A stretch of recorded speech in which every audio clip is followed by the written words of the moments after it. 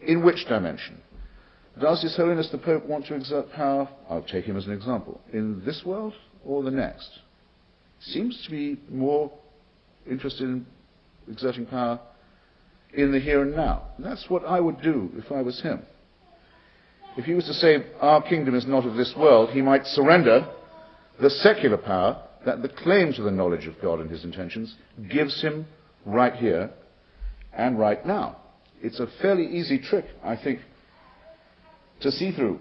Professor McDonough mentioned my work on Mother Teresa. Let me give you an example, because she is, I think, of all the religious figures in the recent past, of the last century, as a matter of fact, the most revered, respected, automatically and axiomatically praised by the secular, by the liberals, by people who granted to her sainthood in its human sense.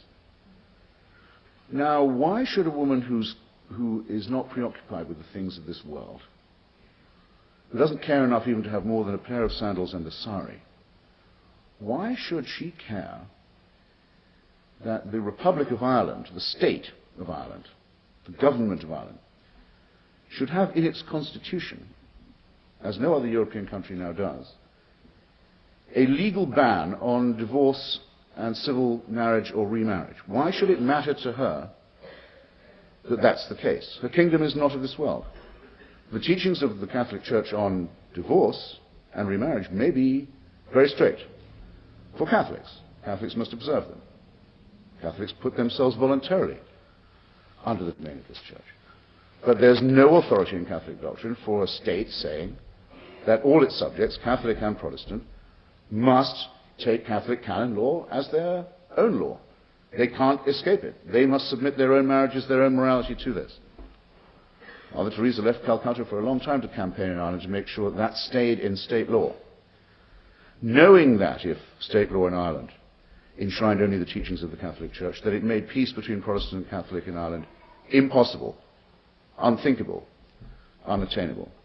And knowing that, an Irish woman who might have been married to a child abuser, a drunk, a rapist, and a bully could expect no absolution if she left this man, let alone if she sought to remake her life for herself and her children with another marriage. For that there could be no forgiveness.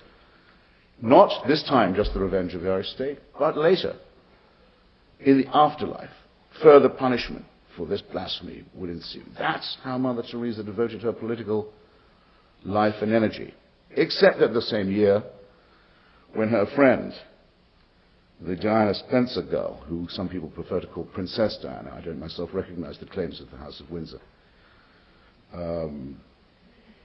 got divorced, Mother Teresa gives an interview to the Ladies' Home Journal in which she says, "I'm so glad to hear that my friend Diana's got divorced. Her marriage was so obviously an unhappy one."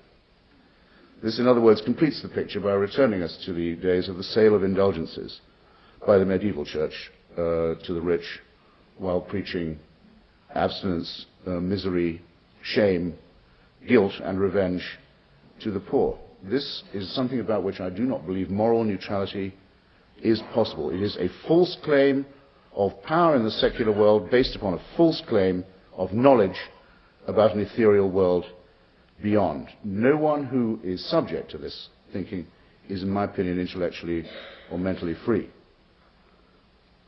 And I allow myself the digression of the favorite religious object of the secular liberal community. Now, there are those who say, and I sympathize with them, is there not something bleak and tedious in what I'm saying? Isn't there something rather forbidding and dull and literal-minded in what I am advocating? Are we to just live as if there was nothing but ourselves? What about the sense of the transcendent? What about the feeling of awe? Can I tell a quick joke about awe, by the way, before I go on? I'll risk it. I've recently been to see Mel Gibson's hideous film, which opens on Wednesday. Disgusting appeal, as far as I can see, to the gay, Christian, sadomasochistic niche market, which may be larger than Gibson wants it to be, and which has a number of other theological and philosophical deformities. But reviewing this meant I had to go back and watch all the other biblical epic movies as well. And it's in The Greatest Story Ever Told, I think, where John Wayne plays the Roman centurion, standing at the foot of the cross, holding a spear in the rain as the clouds gather and the thunderstorm begins, who says, truly, this man was the Son of God. And the director watched him do it. They had the rain machine on, the earthquake rumbles. See, cut. John, that was great. That was really good. But could you do it next time with a little more awe? The Duke is a professional to his fingertips. Sure. Cue rain, cue earthquake rumbles, darkening sky. The pelting comes across the centurion's face. He grasps his spear and says, "Oh, truly this was the Son of God." Anyway, are we to live without awe, without transcendence? I think not, because we have innate in us an appreciation for beauty, an appreciation for literature, an appreciation for irony, which is the great saving element in the human discourse. But more than that, and here I trespass into an area where I'm much less secure, if you want awe, and if you want a sense of wonder and splendor, spend a few minutes with a page or two of Stephen Hawking's Brief History of Time. Or have a look at what the Hubble telescope has been sending back to you.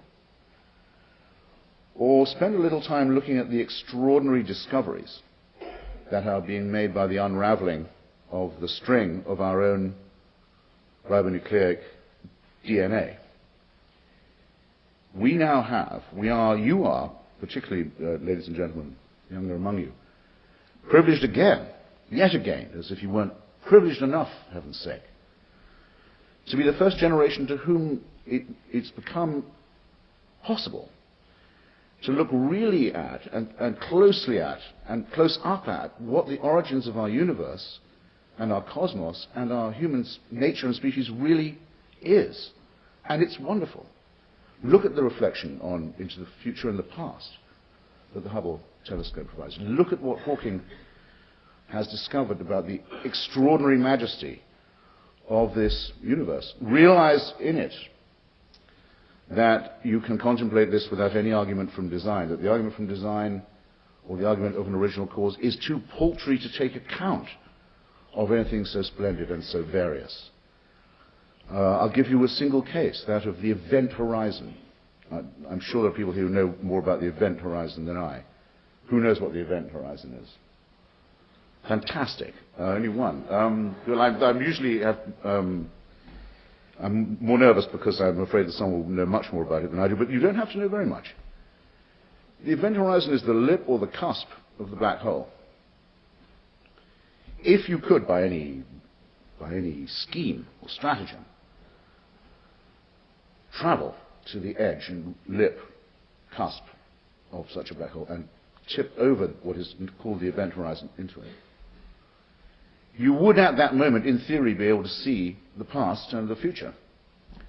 The limiting fact, of course, is that of all things you wouldn't have enough of at that moment, you wouldn't have enough time to register it. But in theory, you could be doing this. And Stephen Hawking, who is himself very gravely ill and has labored under a terrible disadvantage of a frightful malady for many decades, and is an extraordinary example of humanistic survival, and who, when asked, as he had to be, by the way, by the Vatican, to a conference on the attempt to reconcile religion and physics a few years ago, made the very arduous journey, and when he was asked, was there anything else you'd like to see in Rome while he was there, he said, yes, he'd like to see the transcript of the trial of Galileo, which they do actually have in the Inquisition office, still locked up, and brought out for him. Hawking has a colleague who's also unwell, who says that if his illness gets any worse, and if things advance ever to the stage where he could have his wish, and he decided that things were so bad he'd have to take his own life, a journey to the event horizon is the journey he'd like to take, as his conclusion. Now, isn't that more awe-inspiring, more transcendent, more impressive than the burning bush saying? I would maintain that it was, and it's a great deal more intellectually rewarding to study, and doesn't doesn't rely upon the unsupported word of Stone Age peasants either.